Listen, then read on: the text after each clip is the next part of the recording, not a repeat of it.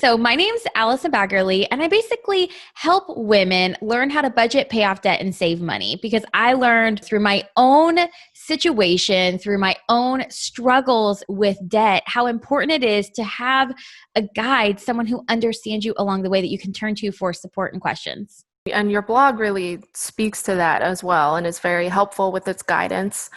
So why did you decide to make your blog and all your advice mostly catered for a female audience? Well, years ago, my husband and I found ourselves in debt. We were two teachers.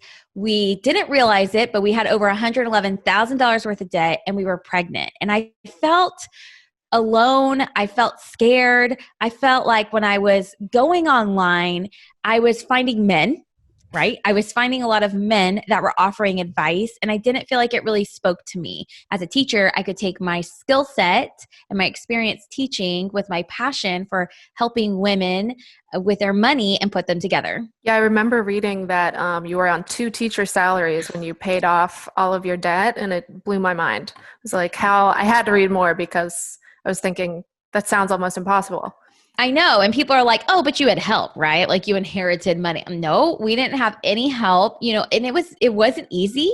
And it wasn't always fun, but it was very rewarding. It taught me so much about myself, and it helped me build better habits with my money and my finances, and even communicating with my spouse, my partner, that it was all worth it in the end. Yeah, having those money conversations can be tough.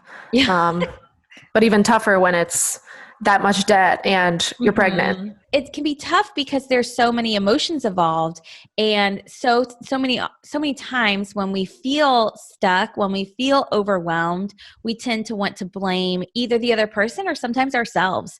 And I think that's what leads to some of these hard conversations that end in tears and tension and arguing. So in one of your videos, when you talked about things that you did to pay off debt, you talked about moments where you just wanted to give up and you thought you should just spend your money and stay in debt because who cares? You're going to die someday anyway. Yes. So how did you turn that around and regain that positivity and motivation that you have now, especially going through all those big emotions in your relationship? The normal way of paying off debt is you start and you either don't change your habits, or you're not changing the habits that are hurting you and replacing them with habits that are helping you. And then you get unmotivated and you're stuck and you think, this isn't fair. This isn't fun. I don't want this anymore. And you lose track and you either go into further debt, right? Or you don't make any progress. And then 6 months later, a year later, you want to start over again. And I refuse to fall into that cycle. When I could step back and look at the big picture, I realized it was a season of sacrifice where we sacrificed and lived on less. We didn't sacrifice and never do anything fun, but we did live on less so that we could live in a season of abundance for the rest of our life. And when I looked at it that way and I said, here's my season of sacrifice, it's really small, but here's my season of abundance, it's lengthy, it's long, it's filled with joy and confidence with my money, then it helped me to not get off track in that season where I wanted to give up. Sometimes seeing the big picture is one of the hardest parts. Yes, it is. It absolutely, because you're so in it that you can't step back and see that what you're doing is so worth it. One example that stuck out to me was that you suggested buying groceries online rather than going to the store with your cash envelopes. And this was way different than a lot of the advice I read, which was like, only use cash, use your envelopes, and that's it. But your point was that when you shop online, you stick with buying only what you need. With the way, that so many stores are offering free online shopping, click lists, whatever, they bring it to your cart. Some of them will even deliver it to your home. You are literally saving money if you struggle with that by going online, because you can literally see it adding up and you can catch yourself. If your budget is $150 and you go over, you have an opportunity to scan through it online and figure out what you can take out.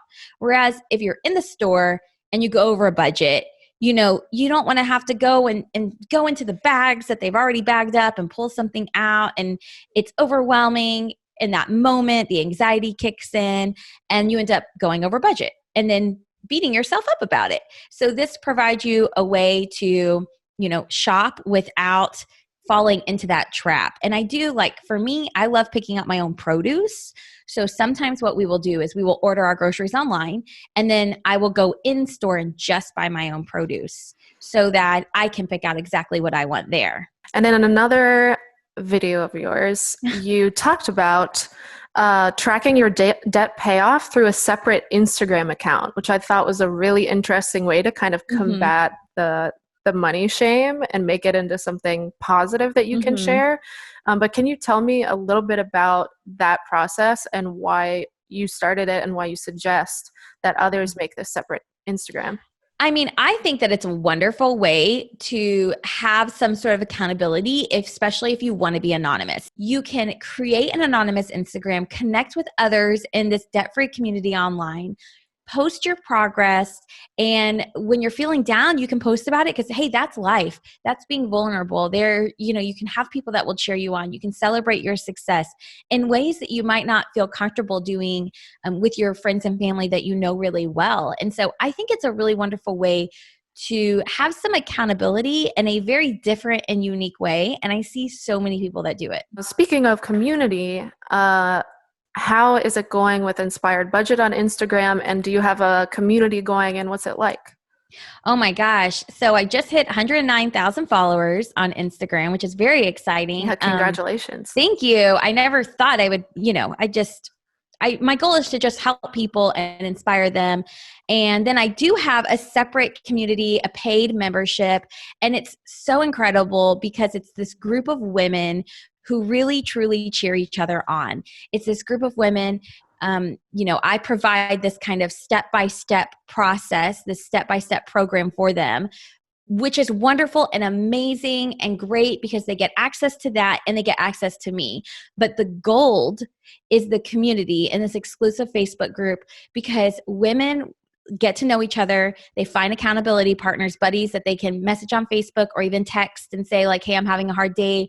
And they cheer each other on.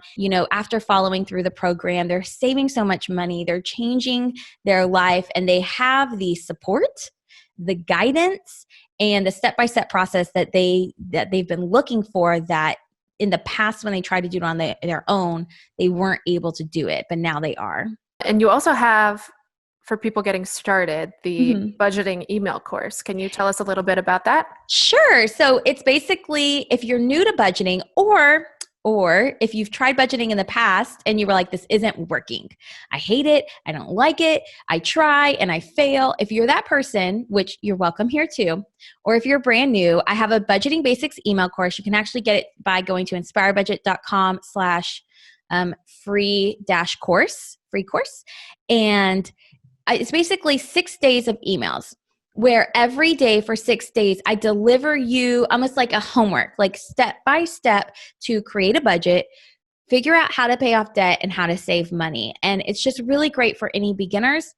And it's great for people who just need a reset with their finances and their money. How do you think that Debt.com's audience can benefit from your content and your community at Inspired Budget? I think that there are days when we need gentle reminders. We need positivity inside of our Instagram feed. We need someone who has been there before you and can say, hey, I know what it's like to struggle. I know what it's like to have all this debt and it feels paralyzing and it feels like this mountain that you're not going to be able to overcome, but you can do it. And sometimes we just need that reminder. And I'm happy to be that person. It's my honor to be that person. I also think that what we surround ourselves with matters. And when we're surrounding ourselves with someone that is cheering you on, when you're surrounding yourself with someone that is teaching, and when you're surrounding yourself with content that is inspiring, that you're going to be more excited to do the work that it takes to reach your goals. Fill your Instagram feed with things that lift you up and remove the things that are bringing you down. That's what I say. I don't allow anything in my social media that's going to bring me down because I don't want to spend any of my energy and my time on something that's negative. And, I'm happy to be a light. I'm happy to be an inspiration in people's Instagram feed. Awesome. Well, thank you so much for talking with me today, Allison. Well, thanks for having me. I really appreciate it. For more, people can check out inspiredbudget.com. And as always, visit Debt.com for debt assistance and advice.